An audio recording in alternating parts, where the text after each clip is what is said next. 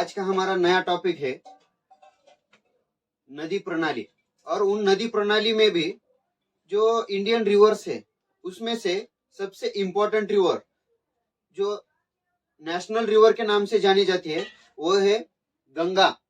आज हम इस गंगा नदी के बारे में देखेंगे। यह गंगा नदी जो होती है, यह गंगा नदी कौन सी जगह से निकलती है, उसमें आकर मिलने वाली जो उपनदियां होती है वह कौन सी उपनदियां है।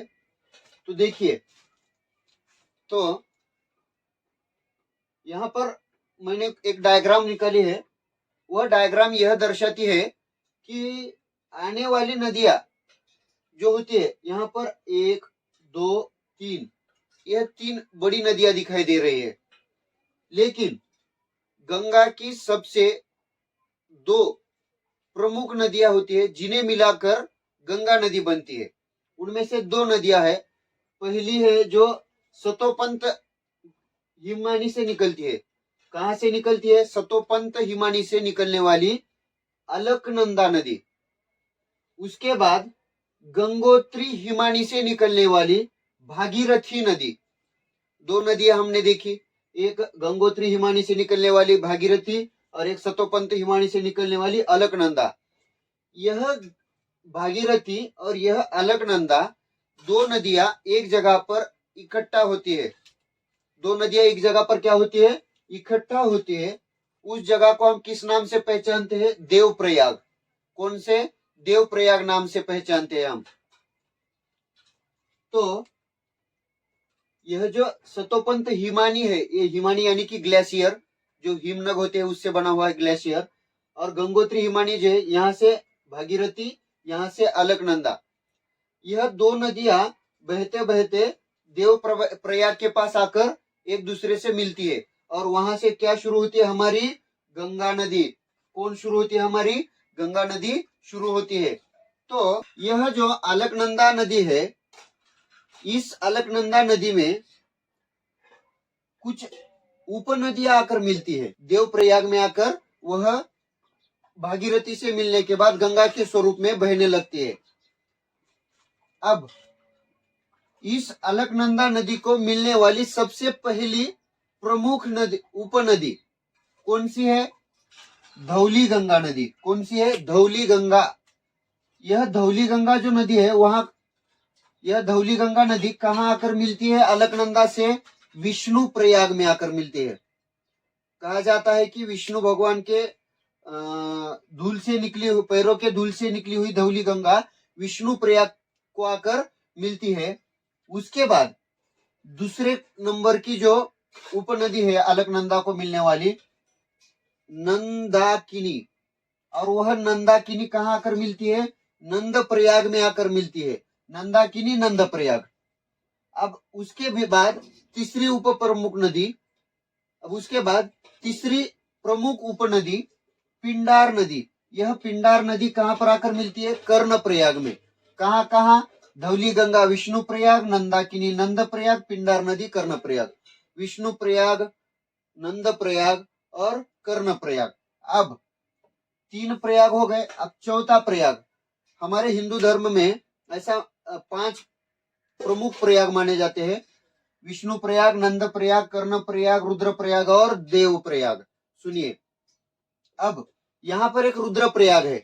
यहाँ रुद्र प्रयाग में एक उपनदी आकर मिलती है। वह उपनदी कहां से आती है? हमारे शंकर भगवान केदारनाथ से। वह क्या, उस नदी का नाम क्या है? मंदाकिनी।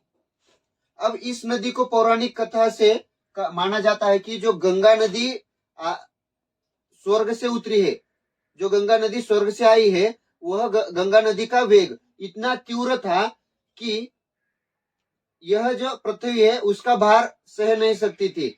इसके कारण शंकर भगवान ने उसकी गति कम करने की वजह से मंदाकिनी नदी को अवतरित किया। और यहाँ पर अलकनंदा जो है, अभी तक वह गंगा नदी नहीं बनी है, लेकिन उसकी गति कम करने के लिए मंदाकिनी नदी वहां आकर मिलती है। कौन सी जगह पर आकर मिलती है? वह रुद्र प्रयाग में। अब यहां तक समझे, विष्णु प्रयाग, नंद प्रयाग, कर्ण प्रयाग और रुद्र प्रयाग। ये 4 प्रयाग अलकनंदा पर हमें दिखाई दिए। अब यह जो अलकनंदा नदी है वह, और ये भागीरथ नदी जो है, यह दो नदियां देवप्रयाग में आकर मिलती है एक दूसरे से।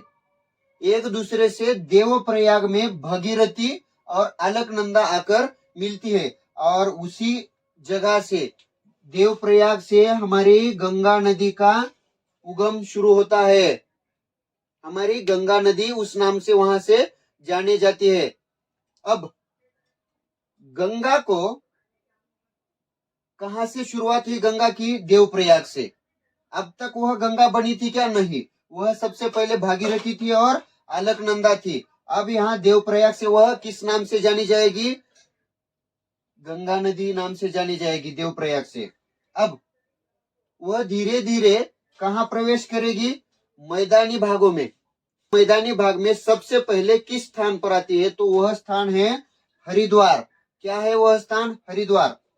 उसके बाद हरिद्वार से धीरे धीरे वह कन्नौज जाती है, और उसके बाद आज का प्रयागराज, यानी कि पहले इलाहाबाद नाम से पहले इलाहाबाद नाम से जाना जाता था, आज का प्रयागराज। यहाँ पर आकर इस गंगा नदी को और एक सबसे बड़ी प्रमुख उपनदी मिलती है। गंगा की सबसे प्रमुख उपनदी है जो है वह है यमुना नदी। कौन सी नदी है? यमुना नदी।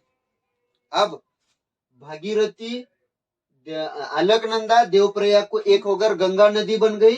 अब इस गंगा नदी में आकर मिलने वाली सबसे प्रमुख उपनदी कौन सी है? यमुना। अब यह यमुना कहां पर आकर मिलती है गंगा से? प्रयागराज में। परीक्षा में पूछा जाता है आपको कि गंगा की सबसे बड़ी प्रमुख उपनदी कौन सी है? तो कौन सी है? यमुना नदी। और वह कहां पर आकर मिलती है? प्रयागराज में। समझ गए? अब तो प्रयाग से निकलने वाली जो गंगा नदी है उसकी सबसे प्रमुख उपनदी है यमुना, जो कि आकर प्रयागराज में मिलती है। हमारी जो गंगा है वह देवप्रयाग से जब मैदानी प्रदेश में प्रवेश करती है तो वह सबसे पहला मैदानी प्रदेश कौन सा होता है? हरिद्वार। उसके बाद कन्नौज। अब इस कन्नौज में उसे आकर मिलने वाली एक प्रमुख उपनदियां है, लेकिन उससे पहले हम यमुना की कुछ प्रमुख उपनदियां देखेंगे। अब यमुना नदी जो है वह प्रयागराज में आकर मिलती है, तो उस यमुना की, जिस तरह यमुना नदी गंगा नदी की सबसे बड़ी उपनदी है, उसी प्रकार से यमुना की सबसे बड़ी प्रमुख उपनदी जो है वह चंबल नदी है। कौन सी नदी है? चंबल नदी। अब वह एमपी के इंदौर में से चंबल नदी आकर यमुना से मिलती है। उसके बाद जो कि है बेतवा नदी। कौन सी नदी है? बेतवा नदी। एमपी में का विंध्य पर्वत में से आकर बेतवा नदी यमुना नदी से मिलती है। उसके बाद केन नदी, कैमूर की पहाड़ियों में से निकलने वाली केन नदी यमुना को आकर मिलती है। इस यमुना नदी पर सबसे प्रमुख शहर कौन सा माना जाता है? जिस तरह प्रयागराज प्रमुख शहर है, उसी तरह हमारे देश की कैपिटल दिल्ली, यह यमुना पर स्थित है। तो कन्नौज में रामगंगा नदी आकर मिलती है। गंगा नदी को आकर मिलने वाली सबसे पहली प्रमुख उपनदी कौन सी है? रामगंगा, जो कन्नौज में आकर गंगा नदी से मिलती है। उसके बाद गंगा नदी को यमुना,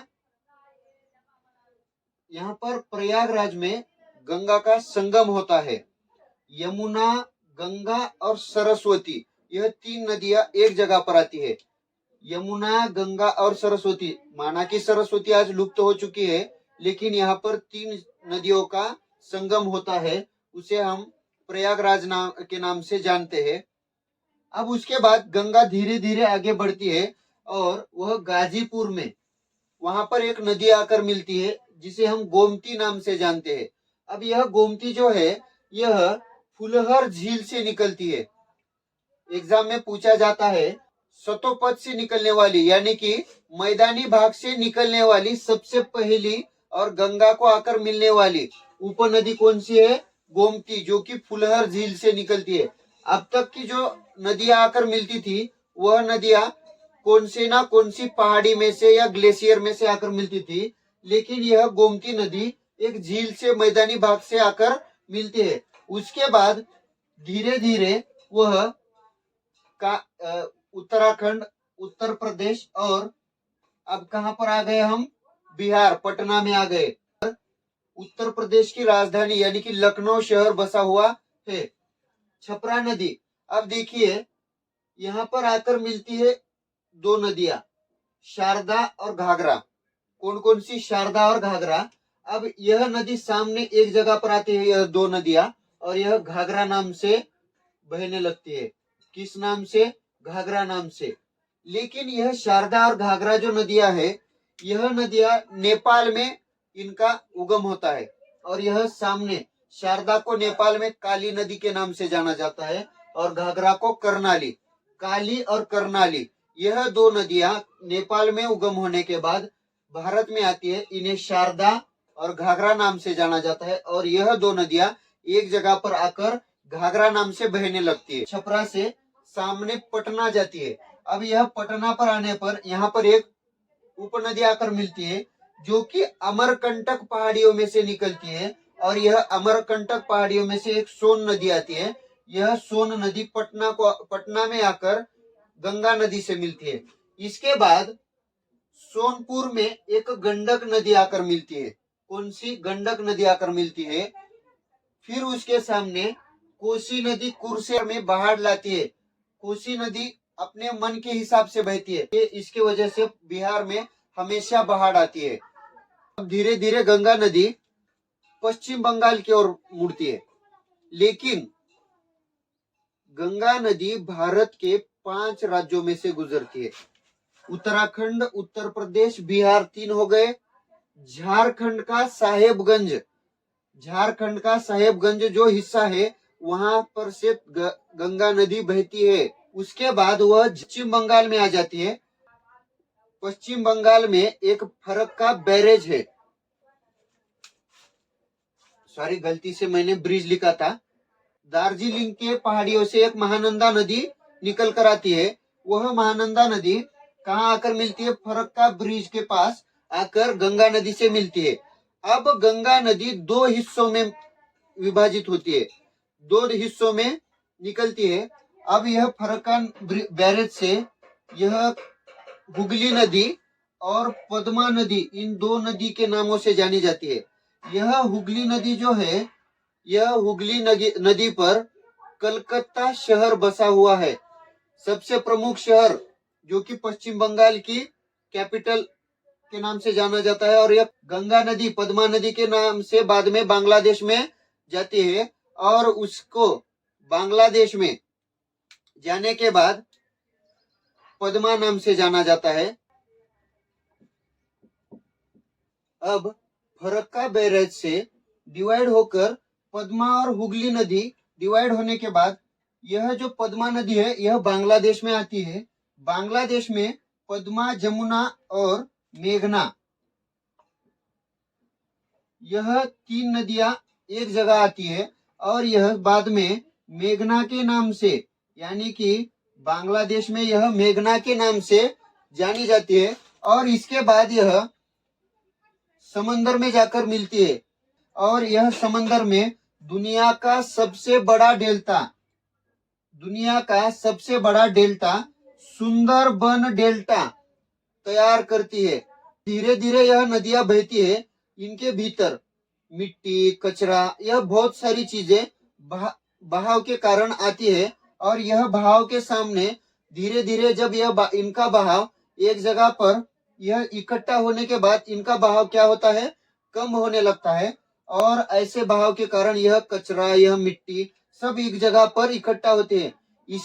यह सुंदरबन डेल्टा दुनिया का सबसे बड़ा डेल्टा है। आशा करता हूं कि आपको समझ में आया होगा।